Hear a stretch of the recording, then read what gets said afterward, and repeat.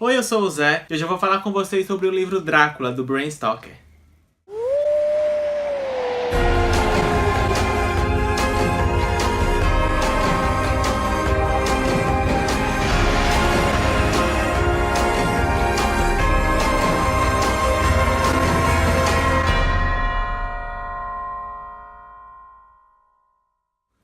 O Drácula foi publicado pela primeira vez em 1897 e ele é considerado como o pai da literatura vampiresca. Mas ele não foi a primeira obra da literatura que abordou o tema do vampirismo. Na verdade, existiram outras obras que tratavam sobre o tema que também inspiraram Bram Stoker a escrever o Drácula. Mas ele é considerado pai pelo sucesso que a obra fez, por ter sido um romance totalmente epistolar, porque na época já existiam alguns romances epistolares, mas eles às vezes mudavam para a primeira pessoa ou para algum narrador, e aqui não. E também porque ele conseguiu reunir nesse livro diversas características que os vampiros da época possuíam. A história começa com o nosso protagonista, o Jonathan Harker, que ele é um jovem noivo da mina e ele trabalha, eu acho que num tipo de agência imobiliária. E ele foi convidado pelo chefe dele a fazer uma viagem até a Transilvânia, porque na Transilvânia existia um conde muito rico que estava interessado em comprar uma propriedade em Londres. E aí o Jonathan inglês viaja até a Transilvânia para encontrar o conde, que é o Conde Drácula. Então o livro já começa com o diário do Jonathan descrevendo como é aquela população daquele lugar. E o mais interessante é que o autor ele já coloca um contraste entre as duas realidades. A gente tem o Jonathan inglês, naquela época um país muito moderno, e em contraste a Transilvânia, onde a população estava toda ligada a uma religiosidade, presa a uma cultura mais antiga. Então o Jonathan achava tudo aquilo muito pitoresco, muito exótico, e ele achava até engraçadinho os costumes do povo daquele local. A população, ao saber que ele ia para o castelo do Drácula, eles ficaram apavorados e dizendo para o Jonathan que, por favor, não vá para aquele castelo. Ali demônios estão soltos, não vá nessa data, porque a data que você está embarcando para essa viagem é a data em que todos os mortos voltam à Terra. Não vá, não vá. E o Jonathan, meio cético, não acredita nada daquilo, continua achando tudo muito divertido, tudo muito engraçado. Ele aceita alguns presentes que a população dá para ele para que ele se proteja do mal, mas ele vai lá e embarca em direção ao castelo. E quando ele chega ao castelo do Conde Drácula, ele fica impressionado, porque é um castelo muito gótico, muito sinistro, mas até então ele, cético, como sempre, vai ser recepcionado pelo Drácula, ele vai achar algumas coisas incomuns, porque o Drácula é um senhor com algumas manias, mas tudo bem. E ele acredita que essas manias, essas coisas diferentes que ele encontra no Conde Drácula, sejam por conta também da cultura. Nos primeiros dias de hospedagem no castelo, ele se questiona sobre coisas do tipo: por que é o conde que abre a porta e não um recepcionista? Por que eu não vejo as pessoas que estão servindo a mesa? Ou por que o conde não come comigo? Ou até mesmo por que o conde não aparece de dia no castelo? Mas ao mesmo tempo, Jonathan ele fica meio confuso, porque o Drácula ele é um bom anfitrião. Ele oferece comida, ele oferece noites de sono e ele também conversa bastante com o Jonathan. Então a gente vai acompanhar a conversa sobre a cultura da Transilvânia, sobre a cultura inglesa, porque o Drácula ele vai se mudar para lá, ele pretende se mudar. Então ele faz vários questionamentos ao Jonathan de como se procede na Inglaterra. Mas chega um momento que aquela visita tá demorando demais. Então o Jonathan fica: Conde, eu acho que tá na hora de eu voltar para casa, né?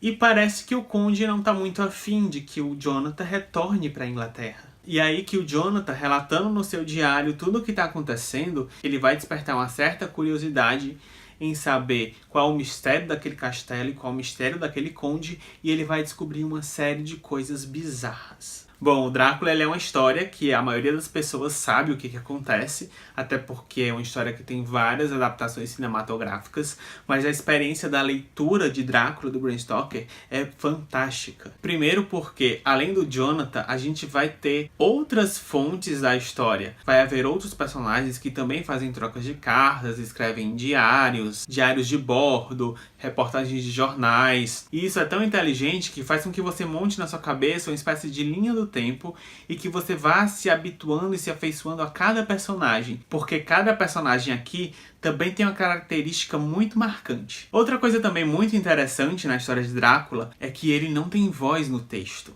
A gente não tem o diário do Drácula pra gente acompanhar o que o Drácula pensa. E tudo isso faz com que o personagem fique mais misterioso. A gente não sabe o que ele tá tramando, a gente não sabe o que ele tá pensando. E diferente dos Dráculas do filme, esse Drácula não é aquele Drácula sedutor que olha pra você e você fica apaixonado. Ele tem sim esses poderes vampirescos de te deixar fascinado por ele, mas não é pela beleza que ele atrai. O que tá bem diferente dos filmes que a gente costuma ver. Concomitante a essa história que tá acontecendo lá na Transilvânia, na Inglaterra a gente acompanha o diário da Mina, que é a noiva do Jonathan, e da melhor amiga dela, que é a Lucy, que é uma jovem moça que está enfrentando um dilema na vida dela, porque ela tem 3 pretendentes ao casamento e ela não sabe qual pretendente escolher. O primeiro é um jovem doutor, que ele dirige um manicômio na cidade. O segundo é um futuro lorde riquíssimo.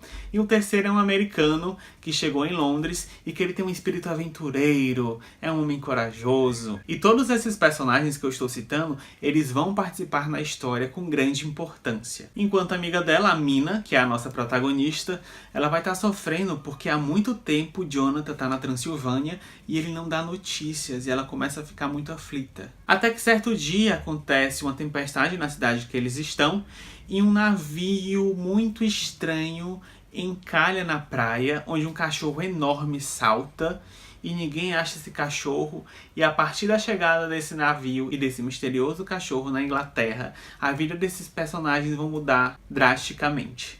Tudo porque a Lucy, a prometida, que tem que escolher entre 3 homens, ela vai começar a perder sangue, ela vai ficar muito anêmica, e ninguém sabe por que isso acontece. De repente ela começa a ter ataques de sonambulismo e sai de casa, e tudo fica muito estranho. Até que um dos pretendentes dela, um médico que dirige um manicômio, ele decide chamar um antigo professor dele que está habituado a cuidar dessas doenças incomuns, que é o Dr. Van Helsing. E é quando o Dr. Van Helsing chega e que ele estuda o caso da Lucy, é que ele vai tentar mostrar a todos esses personagens que o problema é bem maior e que eles estão enfrentando o verdadeiro mal. O Drácula, ele não é um livro que vai te dar medo. Ele tem muito mais um ar gótico e um ar muito moderno. Porque para aquela época, os personagens eles já estão habituados a máquinas de escrever, a máquinas de gravação de áudio para gravar os relatos, a armas de fogo mais desenvolvidas. E esse modernismo sempre entrando em contraste com o passado do Conde Drácula. Outra coisa muito interessante também é que a nossa protagonista, a Mina, ela é um personagem assim magnífico. A gente tem a melhor amiga dela, Lucy, que como eu falei,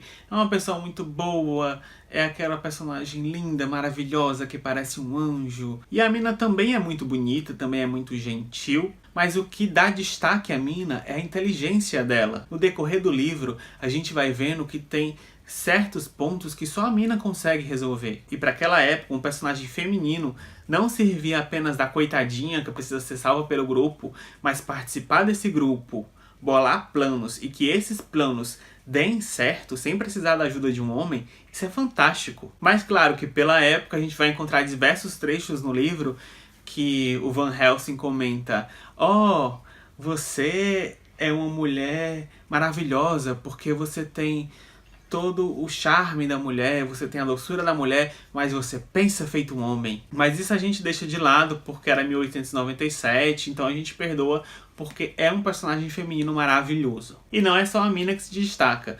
Van Helsing, um personagem inteligentíssimo, os outros personagens que vão perdendo aquele ceticismo para acreditar numa religiosidade, e o próprio Jonathan Harker, que cresce como pessoa no livro, tudo é muito bem fechado. Então não se engane com as adaptações do cinema para Drácula. Não perca a experiência de ler Drácula, porque é um clássico maravilhoso. Então a gente vai fechar o nosso mês do horror. Eu espero que vocês tenham gostado dos vídeos. A gente tem uma playlist com todos os vídeos com a temática do horror separadinha. Então quem quiser dar uma olhada, clica aqui em cima. A partir do próximo vídeo a gente já volta com a programação normal do canal. Não se esqueçam de se inscrever no canal, de nos seguir nas redes sociais. E até a próxima. Tchau!